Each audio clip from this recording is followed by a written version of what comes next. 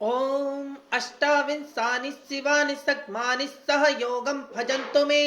योगं प्रपद्ये क्षेमं च क्षेमं प्रपद्ये योगं च नमो अहोरात्राभ्यामस्तु।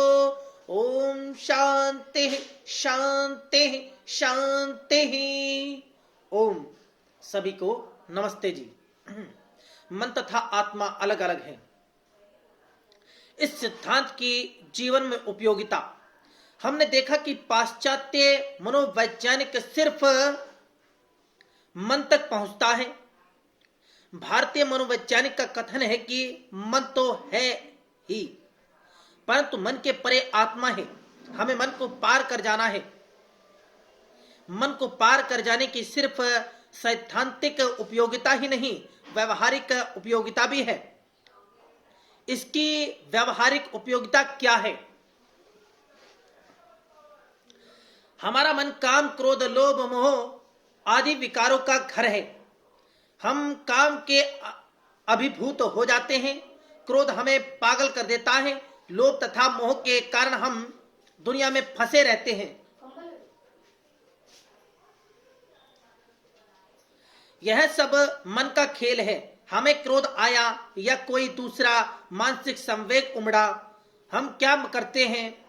हम या तो उसका दमन कर देते हैं या क्रोध को पूरे वेग से अभिव्यक्त कर देते हैं, मार पीट कर डालते हैं। परंतु समझने की बात यह है कि जब हम उसे दबाते हैं तब वह दबता नहीं, भीतर ही भीतर बाहर आने के लिए जोर मारता रहता है। अगर हमें अपने से किसी बड़े पर क्रोध आया, हम कुछ कर नहीं सकते, लाचार होकर उसे दबाना चपड़ा, तो अपने से कमजोर के सामने आते ही वह दूने जोर से फूट पड़ता है। पापा क्या कर रहा है? अरे तू ले जा। बाबू दफ्तर में मम्मी को कुछ नहीं करने देती है। झिड़कियां खाकर वहां तो ग्राम खा जाता है, वहां तो गम खा जाता है।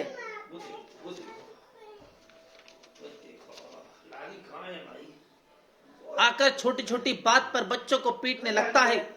असल में उस समय वह बच्चों को नहीं, बच्चों के बहाने अपने अफसर को, जिस पर उसे क्रोध आया था, पीट रहा होता है। मनोवैज्ञानिक का कहना है कि संवेग दबता नहीं, प्रकट होने की राह देखता है। पाश्चात्य मनोवैज्ञानिक हमें सिर्फ यहीं तक पहुंचाता है, सिर्फ यह कहता है कि मन को बेचैनी या तनाव से निकालने के लिए या तो मानसिक विकार को दबाना नहीं चाहिए या उसे प्रकट होने का कोई सभ्य समाज अनुमोदित तरीका निकाल लेना चाहिए।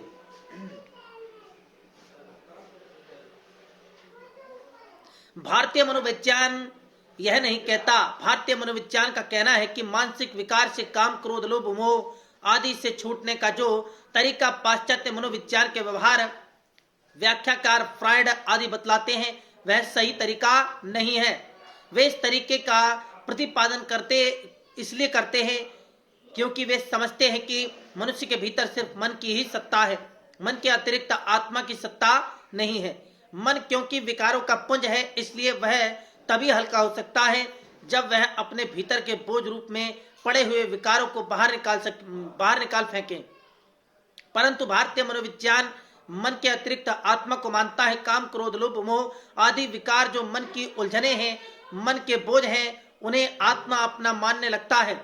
अगर आत्मा अपनी सत्ता को मन से जुदा अनुभव कर ले, अगर आत्मा अपनी सत्ता को मन से जुदा अनुभव कर ले तो वह बोझ नहीं रहता, अपने आप गिर जाता है। उदाहरणार्थ, हमें क्रोध आया, भयंकर क्रोध, अगर हम समझे कि हम मन के अतिरिक्त कुछ नहीं, तब तो इस क्रोध से छूटने का वही रास्ता रह जाता है जो फ्रायड आदि मनोविश्लेषणवादी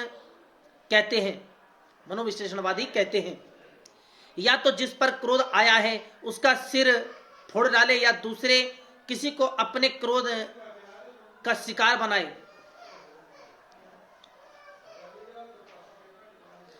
परंतु अगर मन के अतिरिक्त आत्मा की स्वतंत्र सत्ता है,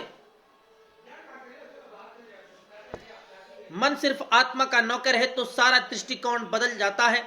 उस अवस्था में आत्मा स्वतंत्र होकर दृष्टा बनकर मन को देखता है। यह देखता है कि मेरा नौकर क्रोध में पागल हो रहा है। उसके पागलपन को देखकर मन का मानसिक हंस देता है, मन का मानसिक हंस देता है। आत्मा के दृष्टा के रूप में हो जाने पर क्रोध अपने आप रफू चक्कर हो जाता है। जब तक आत्मा अपने को मन ही समझ रहा होता है, तब तक मन का बोझ आत्मा का बोझ बना रहता है। तब तक उस बोझ को हल्का करने का वही तरीका रह जाता है जो फ्राइड ने बतलाया है। परंतु जब मन तथा आत्मा का भेद स्पष्ट हुआ, तब न क्रोध को दबाने की आवश्यकता रहती है, न क्रोध को प्रकट करने की आवश्यकता रहती है। तब आत्मा द्वारा मन के क्रोध को देखकर हंस जाना पड़ता है। तब क्रोध अपने आप मिट जाता है, लुप्त हो जाता है। इसे शास्त्रकारों ने ज्ञानाग्नि दग्धम, ज्ञान की आग से भस्म हो जाना कहा है। ज्यों ही हम अपने दृष्टा रूप में आ जाते हैं, त्यों ही वह बोझ को मन तथा आत्मा के अभेद के कारण हम पर लद गया था नीचे गिर जाता है। ऐसी अवस्था में जब क्रोध ही नहीं रहता, तब न उसे दबाने की आवश्यकता रहती है, न उसे प्रकट करने की आवश्यकता रहती है। तब ऐसा लगता है मानो कोई दूसरा क्रोध कर रहा है, और जैसे दूसरे किसी को आग बबूला होते देखकर हमें हंसी आती है, वैसे अपने मन को क्रोध करते देखकर मनुष्य हंसने लगता है। वैसे यह तो हर किसी के अनुभव की बात है कि जब मनुष्य को क्रोध आए या वह किसी मानसिक विकार से अभिभूत हो जाए, तब अगर वह क्रोध का विश्लेषण करने लग जाए, मनोविकार पर उहापोह करने लग जाए, तो न क्रोध टिकता है, न दूसरा कोई मनोविकार टिकता है। मानसिक अवस्था ही बदल जाती है। क्यों बदल जाती है? इसलिए बदल जाती है क्योंकि तब हम क्रोध या मानसिक विकार को अपने से अलग करके देखने लगते हैं। अपने से अलग करके देखने लगना ही मन तथा आत्मा के भेद को समझने लगना है।